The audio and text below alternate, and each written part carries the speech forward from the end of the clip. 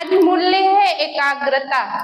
हम आप लोग को एकाग्रता के विषय में बताएंगे कि एकाग्रता है क्या।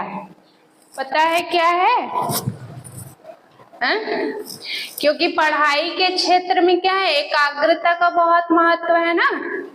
जब मन एकाग्र होगा तभी तो पढ़ाई अच्छी रीति होगी ना। तो आज पढ़ते हैं लेकिन मन एकाग्र नहीं होता है। तो एकाग्रता की परिभाषा है कि किसी लक्ष्य या किसी विषय पर मन बुद्धि की स्थिरता। जैसे हम खेल करते हैं तो उस समय मन और बुद्धि कहाँ रहता है? खेल में रहता है ना, कि घर भागता है। उस समय भूख प्यास सब कुछ आप लोग भूल जाते हैं ना। खेलते समय उस समय भूख प्यास कुछ याद रहता है। तो वैसे ही क्या पढ़ाई के समय भी, या पढ़ रहे हैं तो क्या लक्ष्य है जीवन का, पढ़ के क्या बनना है, एम ऑब्जेक्ट क्या है। ऐसे नहीं कि बाद में देख लेंगे, बड़े होंगे, समय आएगा तो लक्ष्य निर्धारित कर लेंगे, नहीं। तो किसी विषय या किसी लक्ष्य पर मन बुद्धि की क्या है, स्थिरता है। उसे ही क्या कहते हैं, एकाग्रता। और मन का संकल्प क्या है, उसी अनुसार चले। और बुद्धि में क्या है, उसका चित्र बने, मतलब रियलाइज हो, अनुभव हो कि क्या है कि हम वो बन रहे हैं। तो मेडिटेशन द्वारा क्या है, यही सब इमेजिन किया जाता है। यहाँ जो मेडिटेशन सिखाया जाता है, और मेडिटेशन से ही क्या आती है जीवन में, एकाग्रता आती है। तो एकाग्रता की परिभाषा यही है कि मन और बुद्धि स्थिर रहे। जैसे आप लोग यहाँ हैं तो अभी जो बताया जा रहा है सारा ध्यान क्या हो, उन बातों पर हो, उसे ही एकाग्रता कहते हैं। और एकाग्रता का क्या है, पढ़ाई के जीवन में, स्टूडेंट लाइफ में बहुत महत्व है। यदि स्टूडेंट लाइफ में मन एकाग्र नहीं है, बुद्धि स्थिर नहीं है, तो हम अपने लक्ष्य तक नहीं पहुंच सकते। तो इस स्टूडेंट लाइफ में एकाग्रता का महत्व है। ये नहीं कि हम 24 घंटे पढ़ाई करेंगे तभी एक अच्छे स्टूडेंट माने जाएंगे, ऐसा नहीं है। हम कितना समय, कितना एकाग्र होकर पढ़ाई कर रहे हैं, वो निर्भर हो।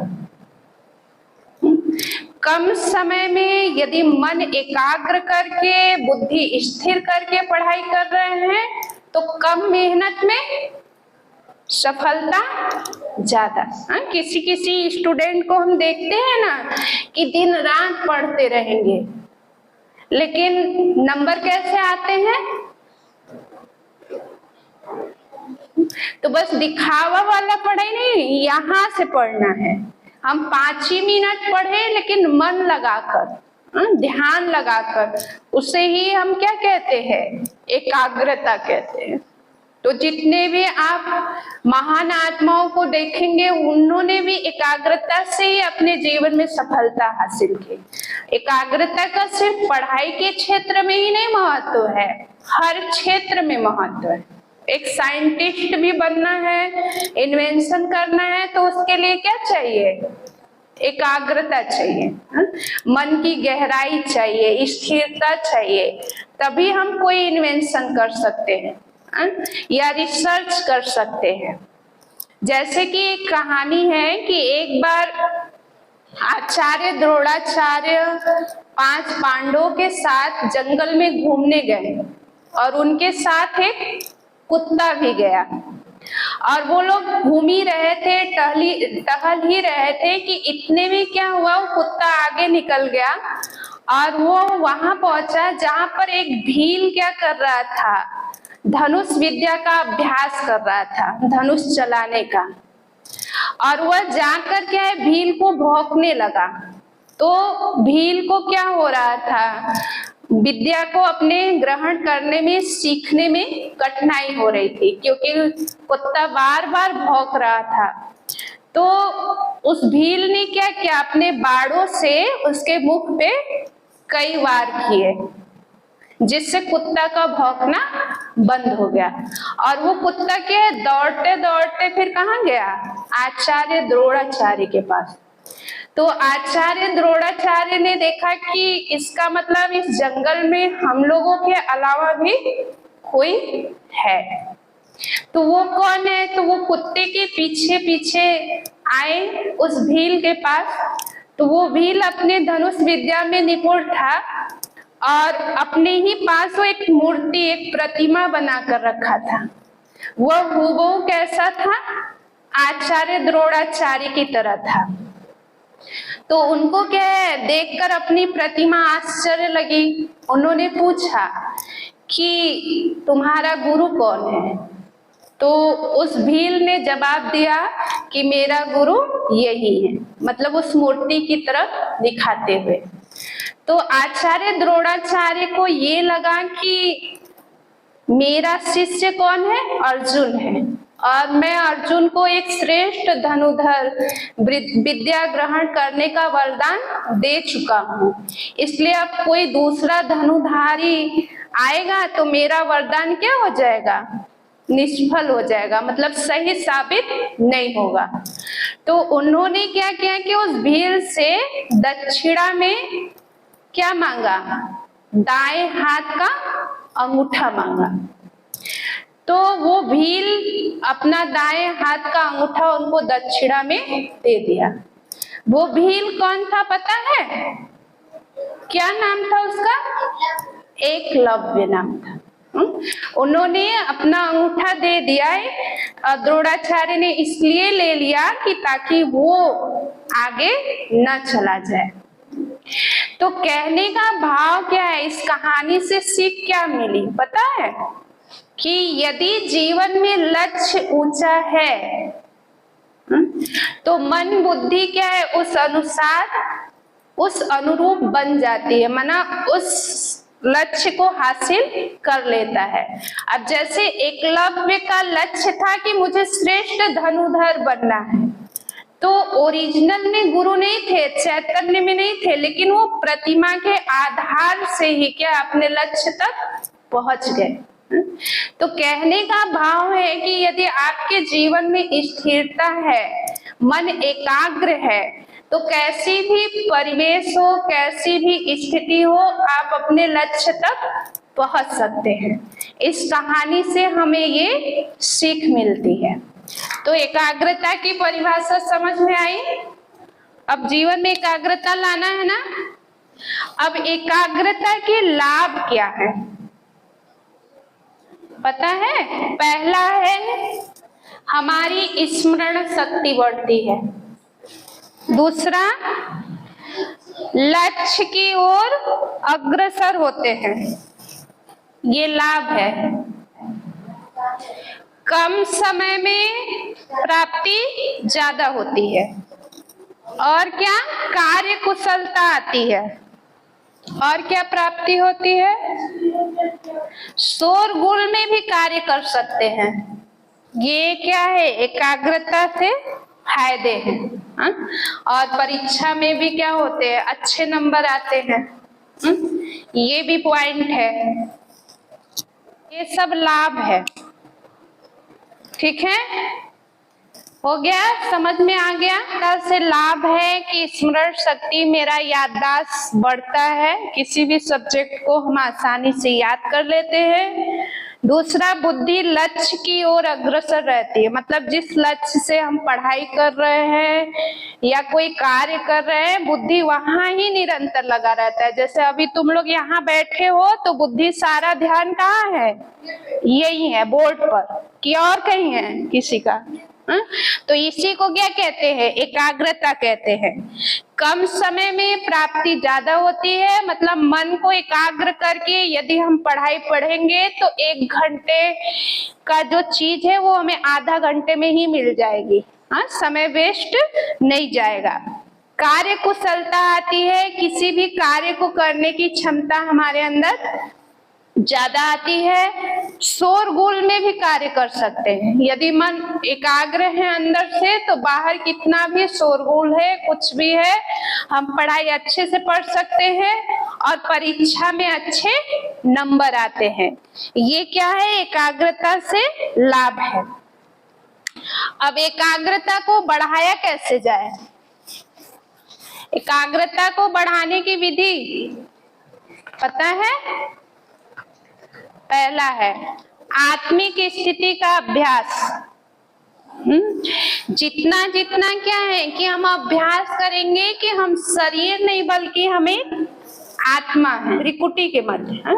तो जितना जितना हम ये अभ्यास करेंगे कि यहाँ मैं आत्मा मणि के समान चमक रही हूँ, तो मन और बुद्धि क्या होगा? एकाग्र होगा, शांत होगा, स्थिर होगा। और मन और बुद्धि में जितने व्यर्थ हैं, फालतू चीजें हैं, वो सब क्या होंगे? बाहर निकलेंगे। तो हमारी मन की एकाग्रता बढ़ेगी जब हम घड़ी घड़ी अभ्यास करेंगे कि मैं एक आत्मा हूँ। और दूसरा, दिनचर्या को निर्धारित करना। दिनचर्या निर्धारित करें। किस किस बच्चों की दिनचर्या निर्धारित रहती है? कि जब मन करता है तब सोते हैं, जब मन करता है तब उठते हैं, ऐसा नहीं है ना। सुबह से लेकर उठने से लेकर सोने तक दिनचर्या निर्धारित करना है कि कितना समय पढ़ाई करना है, कितना समय खेलना है, कितना समय होमवर्क करना है, कितना समय सोना है। और एकाग्रता बढ़ाने की विधि क्या है? व्यर्थ से बचे। व्यर्थ से बचे। व्यर्थ चीजें मतलब बेकार बातें क्या हैं? जैसे क्या है कि एक दूसरे की चुगली करना, आपस में लड़ाई करना, ये सब क्या है? व्यर्थ है। कहीं दो लोग बैठ कर बात कर रहे हैं, फालतू बातें, तो कान लगाकर सुनना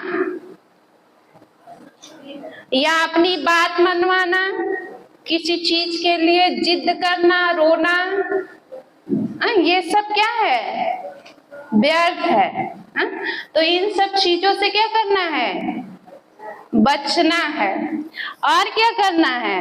मोबाइल और इंटरनेट से बचना। कौन कौन गेम खेलता है? फ्री फायर गेम कौन कौन खेलता है? कितना समय जाता है?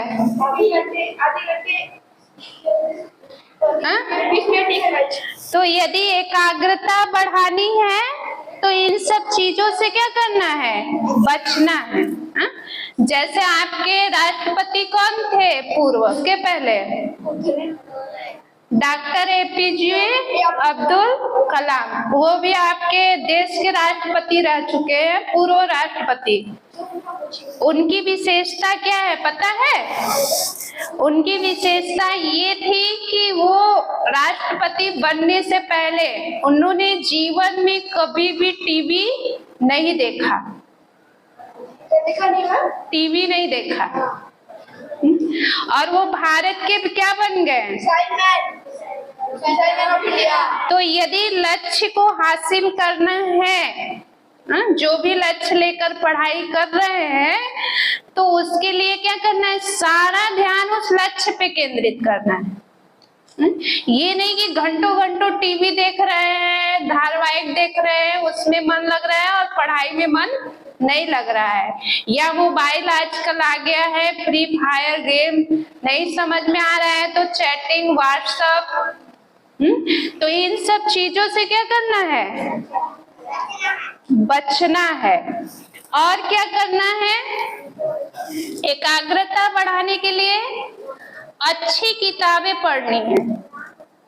अच्छी किताबें में जैसे कि कोई अच्छा कहानी हो जिससे हमें क्या मिले? सीख मिले। पहले के समय में स्कूलों में क्या होते थे? नैतिक शिक्षा का किताब वगैरह रहता था। तो हम पढ़ाई के साथ साथ क्या उसको पढ़ते थे तो हमारे अंदर अच्छे संस्कार आते थे।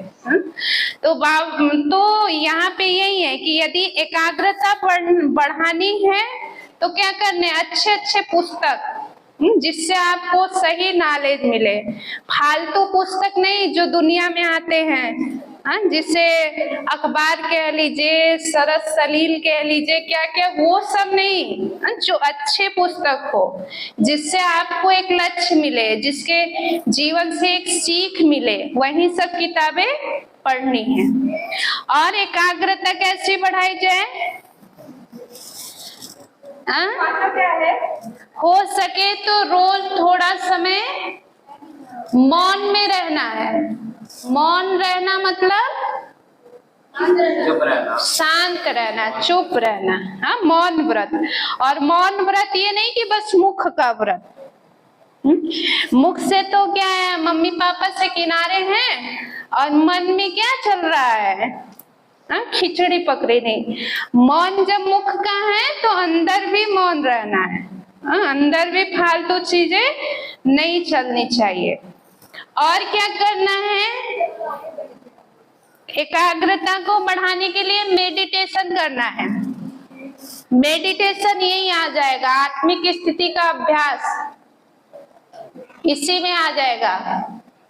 आत्मिक स्थिति का अभ्यास माना मेडिटेशन है। मेडिटेशन भी कर सकते हैं और ओम की ध्वनि भी कर सकते हैं। सोकर जब उठते हैं तो सुबह की शुरुआत किससे करनी है? सबसे पहला काम क्या है? सबसे पहला काम है कि आपके घर का जो मुखिया है, तो मुखिया कौन है? मम्मी पापा है ना, उनसे भी बड़ा मुखिया कौन है? भगवान है। हाँ, जो सारी सृष्टि को चलाने वाला है।